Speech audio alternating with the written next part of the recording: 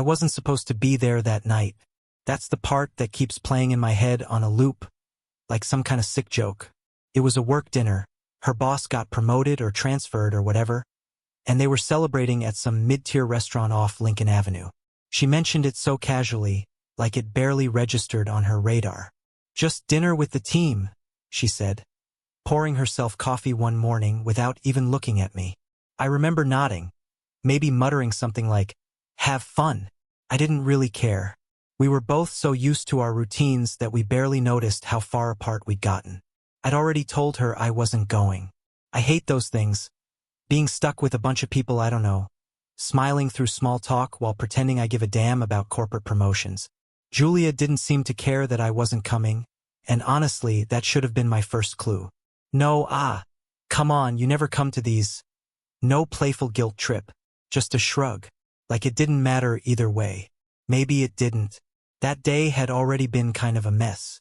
Work dragged, traffic was a nightmare, and by the time I got home, I was ready to throw on sweatpants and lose myself in something brainless on TV.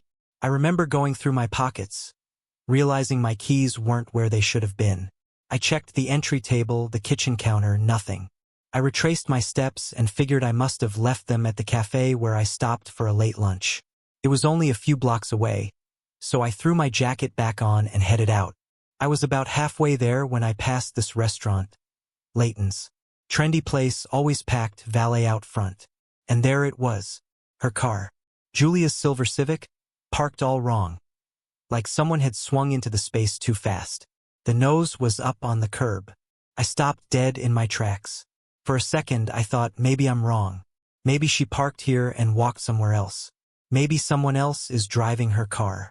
Maybe, but then the valet opened the door for a couple, and I could see straight inside. And there she was. Felt like the world went quiet. My pulse was thundering in my ears, but everything else, the traffic, the sidewalk chatter, even the music drifting from the restaurant's speakers, just faded. She was sitting near the back, by the window, in one of those corner booths they save for couples who want privacy. I had to squint at first, thinking maybe it wasn't her, but it was. Her hair was up the way she only ever wore it when she wanted to feel extra put together. Her lipstick was darker than usual. Her dress, green with those little gold threads woven through it, was one I hadn't seen in almost a year.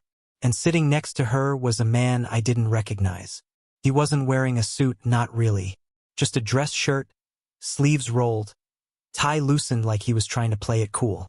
His hand was on her waist. Not tentatively, but like it had been there for a while. She leaned into him. Her smile was soft. Familiar, the kind of smile that used to belong to me. That's when I knew. This wasn't a mistake. It wasn't some awkward misunderstanding or innocent dinner. This was comfort, practice, repetition. This was betrayal fully formed. I walked in. I don't remember making the decision to do it, not consciously. My feet just moved. The host gave me a nod, didn't stop me. I guess I looked like I belonged. I guess I did. Each step I took felt slower than the last. Like time had started stretching, pulling everything out. My breath was tight in my chest, my mouth dry, but I kept moving, my eyes fixed on them. They didn't notice me right away. She was laughing. Not a polite chuckle or a fake work giggle, the real kind. The kind I hadn't heard in months. Maybe longer. The sound hit me harder than anything else. When she finally looked up and saw me, she froze. But not in guilt, not even fear, just confusion. Like she didn't expect to see me, and now she had to rewrite the entire scene in her head. I expected panic, flinch, something. Instead, she just blinked. Her mouth opened a little, like she was about to say my name, but nothing came out. The guy, he didn't even react. He kept eating, fork to plate, bite, chew, sip of wine, like I didn't exist. Like he'd already counted on me not being there. That more than anything made me feel sick. I stood at the edge of their table, maybe a foot away. I didn't say a word. Neither did she. I stared at him for what felt like an hour, then looked at her. My wife. The woman I'd built a life with. The woman who used to look at me like I was her world. Now she looked like a stranger. I waited for her to explain, to reach for me, to do anything but sit there like she'd been caught in traffic. Inconvenienced. She didn't move. I could feel the stares from other tables. People were starting to notice. The tension. The stillness. A few heads turned. I didn't care. Finally, I said the only thing I could think to say.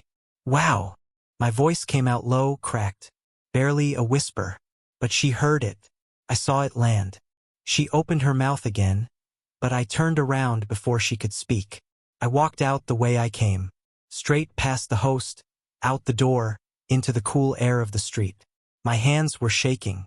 My heart was hammering so loud I thought I might pass out. I didn't cry. I didn't scream. I laughed. A single, sharp laugh. Not out of humor. God, no. It was pure release.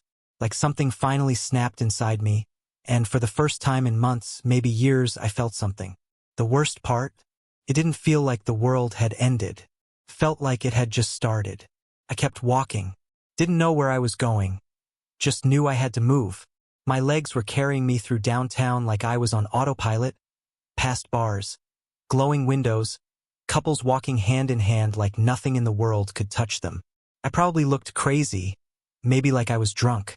Maybe I was, in a way, drunk on the shock, the betrayal, the weird weightless numbness that settles in when you've just had your entire world split open and you don't even feel it yet. I ended up by the river. There's this old railing near the pedestrian bridge, where people hang those little padlocks to pretend their love is eternal or whatever. I leaned on it, staring down at the black water below, listening to the current rushing by. For a minute I just breathed, in and out. That was all I could do. That was all I had. I wasn't even mad yet. Not really. Not in the way I thought I'd be. I always figured if something like this ever happened, I'd explode, break something, yell until my throat went raw. But there was none of that. Just this slow burn that started in my chest and spread outward. Not fire. Not rage. Just this cold heat, like a quiet furnace. Like frostbite setting in. Eventually, I pulled out my phone. No missed calls. No texts. Nothing from her. For a second, I thought maybe she was still with him. Maybe she hadn't even noticed I left. Or maybe she was too busy figuring out how to spin this. How to lie her way through it with some half-truth about what I saw. I unlocked the screen and stared at our wallpaper. Some old photo of us in Asheville, smiling with coffee in our hands, surrounded by autumn trees. It felt like a scene from someone else's life. I deleted it with one tap. Still no messages. I scrolled through my contacts, thumb hovering over her name, and then I switched apps. I didn't want to talk to her. I didn't want to give her the satisfaction of knowing she had me in freefall. I was done making it easy for her. I walked until my feet started to hurt, then circled back toward the restaurant. I don't know why. Maybe some part of me hoped they'd still be there, and I could go back in and really let loose this time. Or maybe I was testing myself, seeing how close I could get before I cracked. But they were gone. Her car was still there though, parked exactly the same, nose on the curb, tilted like it didn't belong. It suddenly looked pathetic. Small. Out of place. Just like her. I stood there for a long time, staring at it. I thought about leaving a note on the windshield. Something cruel. Something final. But what would that even do? Give her the upper hand? Let her know she still had a piece of me? No, I wasn't giving her that. Instead, I walked back to the side of the restaurant. Not the front. The alley where the employees take smoke breaks. It was quiet. The dumpsters lined up against the wall. A faint smell of grease and cigarettes hanging in the air. And there, sitting on a crate and scrolling through his phone, was the guy. Her guy. He was alone. Tie still loose. Jacket slung over the back of a nearby chair. Like he had all the time in the world. I didn't plan what happened next. It just happened. I stepped up, said nothing. He looked up, recognized me immediately, and straightened a bit like he was getting ready to say something. Before he could, I reached for the nearest water pitcher on a tray beside him. Some server must have left it behind. I poured the whole thing in his lap. Ice water. Loud splash. Glass clinked against his belt buckle. He gasped and jumped up, stumbling back. What the hell, man? I stared him down. Just stared. His shirt soaked, pants clinging to him, his mouth open like he wanted to throw a punch but couldn't figure out if he should. He looked ridiculous. I didn't say a word. I turned and walked away. Behind me, I could hear him swearing under his breath, but he didn't follow. He didn't call for me. Just stood there, dripping, probably wondering if I'd lost my mind. Maybe I had, but I felt calm. More calm than I'd felt in months. The moment wasn't about revenge. It wasn't some heroic move or act of justice. It was simple. I needed to remind him, and maybe myself, that I existed. That I wasn't some ghost in Julia's life. That I was real. That this meant something. I didn't go home after that. Couldn't. The idea of walking into our apartment, seeing her purse on the counter, the scent of her shampoo in the bathroom, the framed photos that suddenly meant nothing. It made my skin crawl. Instead, I called my cousin Kevin. He didn't ask questions. Just gave me the address to his place and said the studio above the garage was open.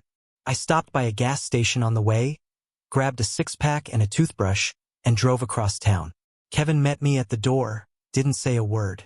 Just pulled me into a hug, slapped my back once, and handed over the keys. The studio was dusty. One saggy couch, a crooked floor lamp, an old rug that smelled faintly of mildew. But there was no trace of her there. No shared history. No reminders. That made it feel like a palace. I sat down on the couch and cracked open a beer. My phone buzzed on the table. Her name on the screen. I ignored it. Then another message. And another. I didn't look. I just turned the phone over and watched the ceiling fan spin slowly above me. Outside, I could hear the occasional car passing by. Somewhere in the distance, a train horn. People living their lives. Mine had just been pulled out from under me. But for the first time in a long time, I felt like I was standing on something solid. Not with her, just with myself. I didn't sleep that night. Not even a little. I just lay there on that lumpy couch, staring at the ceiling like it owed me answers. Every time I closed my eyes, I saw her face. Frozen in that moment when she looked up from her little affair and realized the real world had caught up with her. It wasn't guilt I saw in her eyes. Not panic. Just surprise. Like she forgot I existed. The messages started around midnight. First just one. Can we talk? Then another and another. They came in flurries, like she was firing off every version of the story she could think of, hoping one might stick. It's not what it looked like. Please, let's just talk. I can explain everything. You misunderstood. I never meant to hurt you. I didn't respond. At around 2 in the morning, she called. I watched the screen light up and go dark 3 times. Then a voicemail. I didn't listen to it. By 4, she'd shifted tone. Her texts changed shape, from remorseful to defensive. I can't believe you made a scene. You embarrassed me in front of my colleagues. That wasn't fair to anyone. As if my reaction was the issue. As if dumping ice water on her secret boyfriend's lap had been the real betrayal. I laughed. Out loud. Alone in the dark. Not because it was funny, but because the mental gymnastics were almost impressive. By dawn, her text slowed. She'd gone quiet. Maybe she was asleep. Maybe she ran out of excuses. Maybe she was regrouping, writing a new version of the story where she was the one who'd been wronged. I didn't care. I finally fell asleep sometime around 6. For maybe an hour. Then I got up, showered, and went out for coffee like a guy who had just started over. I wasn't sure who I was now, but I knew who I wasn't. I wasn't the man who got cheated on and came home with flowers the next day. I wasn't the guy who forgave betrayal because it made things less awkward at dinner parties. I wasn't the idiot she assumed would stay quiet. 3 days passed before I went back to the apartment. She wasn't there. I almost hoped she would be, but also knew I wasn't ready to see her. Not with real words. Not with eye contact. I just wanted to grab my essentials and get out. The apartment was clean. Too clean. The bed was made. The counters wiped down. The fridge had a note on it, handwritten, like she couldn't bear to say it out loud. It was a list of things she wanted to keep. The blender, her record player, the armchair from her office, the blue ceramic dishes we bought in Vermont. Stuff. Not a single mention of memories, or photos, or anything remotely emotional. Just possessions like she was splitting up roommates after a lease ended. Cold. Methodical. I walked through the apartment slowly, touching things like I was touring a museum of someone else's life. The photos on the mantle suddenly looked staged. Our wedding picture. Me in that too tight tux, her in that backless dress. Felt like a snapsh asterisk T from a dream I never actually had. I grabbed what I needed. My laptop, some clothes, the old coffee maker she always said was too loud and ugly. I took it on purpose, not out of spite, just because it was mine. The only thing in the kitchen that felt like me. I left the note on the fridge right where she put it. I didn't throw it away. I didn't cross anything out. I wanted her to know I read it and didn't care. Back at Kevin's, I dumped everything in a heap on the floor and sat down with the loud coffee maker humming beside me. I let it fill the room with its growl, the way it used to in the mornings before she started sleeping in and pulling away. I didn't check my phone. I knew there'd be more messages, maybe even a long one, filled with flowery language and selective honesty. I didn't care to hear it. Instead, I started doing something I hadn't done in a long time. I carved. Years ago, before life got busy, I used to mess around with woodwork. Small stuff. Bowls, frames, keychains. Nothing fancy. Julia always called it messy and said the shavings got everywhere. Eventually, I stopped, sold my tools, buried the part of myself that liked it. Kevin still had a few things in his garage. I set up a little corner with what I could find and just worked. No goal, no design, just hands-on wood, blade in motion. Something about it felt grounding. Each cut made sense.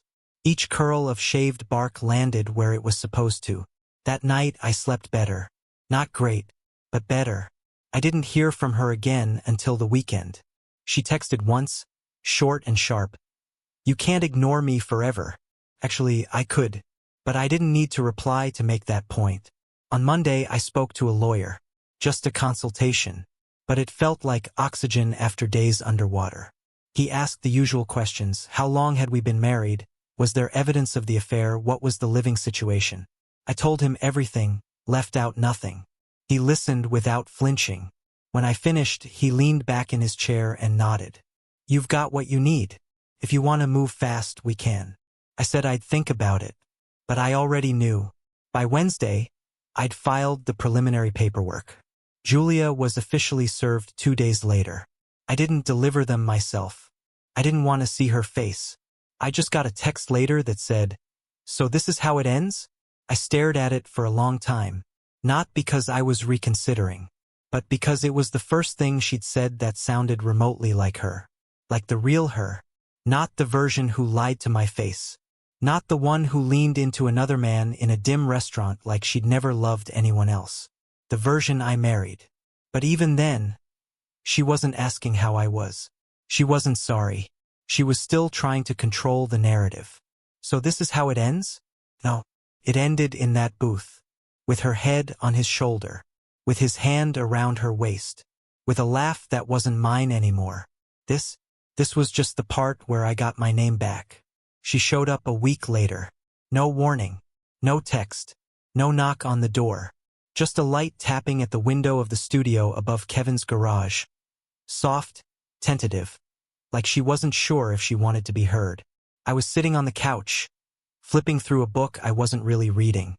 When I heard the noise, I almost didn't get up. I figured it was a branch or something caught in the wind. But then it came again. Rhythmic, measured, human. I pulled the curtain back. And there she was. Julia. She stood outside in the driveway, wrapped in a hoodie. Not just any hoodie. My hoodie. The navy one she used to complain made me look like a sad college student. The one she always tried to convince me to throw out. Now she wore it like it meant something. I opened the door, stepped outside. The cold air hit me first, then her perfume, the one I hadn't smelled in weeks. Sweet and sharp. She always used too much. She looked tired. Her hair was tied back, like she hadn't bothered to do much with it. No makeup. Eyes puffy. Hands tucked into the sleeves of the sweatshirt like she was 12 again. trying to look small. She didn't say anything at first, just stared at me, eyes scanning my face, like she was trying to find something still familiar. I didn't say anything either. I crossed my arms and waited. She finally broke the silence. "Can we talk?" I just stared. Her shoulders fell slightly. "Please." I nodded once, just enough to let her speak, but I didn't invite her in. She shifted on her feet. "I know you're angry. I don't blame you. But She stopped, took a breath. "I want to explain." "I don't need explanations," I said. My voice came out flatter than I intended. Not angry, not even cold, just done. "You deserve one anyway," she said quickly, like she'd rehearsed it, like she came here to read a script.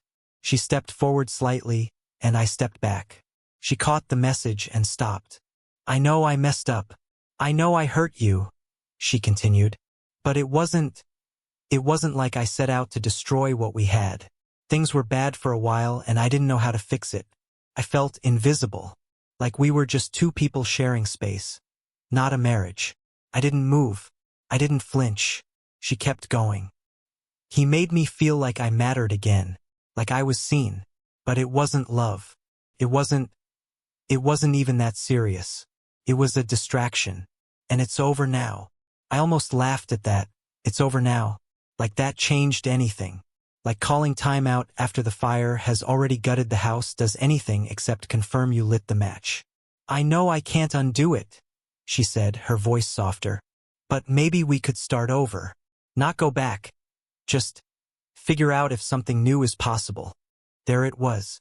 Not an apology. Not even a confession. A negotiation. A plea wrapped in strategy. I looked at her, really looked at her. And for the first time, I didn't feel pulled in 10 different directions. I didn't feel a rush of pain or rage or heartbreak. I just felt clarity. "This isn't something you get to rewrite," I said. "You made choices. You did this. You ended it long before I filed anything." Her lips trembled, but she didn't cry. That surprised me. She always used to cry. At movies, commercials, little things. But now, nothing. She knew. She'd come here hoping there was still a version of me that wanted to fix it, that still saw her as the woman I'd built my life around. But that man, the one who waited for her to come home every night hoping things would get better, he was gone. "Is that it?" I asked. She blinked, like the question caught her off guard. "I just wanted you to know I still care." I nodded slowly. "Okay." That was it.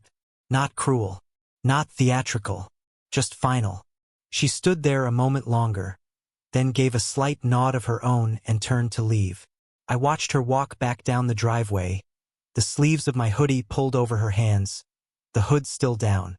She didn't look back. That part of the movie was over. When I closed the door behind me, I didn't feel victorious. I didn't feel vindicated. I felt quiet, and that quiet was everything. Over the next week, I cleaned out the studio like it was mine to keep. Kevin didn't say a word. He just helped me bring in a better mattress and lent me his shop vac. I threw out the worn rug, opened the windows, rearranged the bookshelves, started turning the space into something that felt less like a place I landed and more like a place I chose. Julia's name came up a few times in texts from mutual friends. Some were surprised.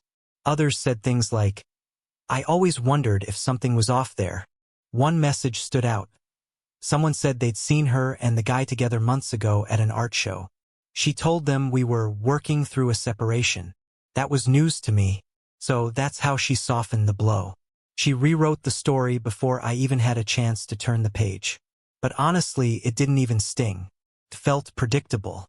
Felt like just one more mask falling away. I kept the divorce process moving. She didn't push back. No long emails. No calls. Just an acceptance I hadn't expected. Maybe she thought silence would preserve her image. Or maybe she was too tired to keep spinning her version of the truth. I boxed up everything that still had her name on it.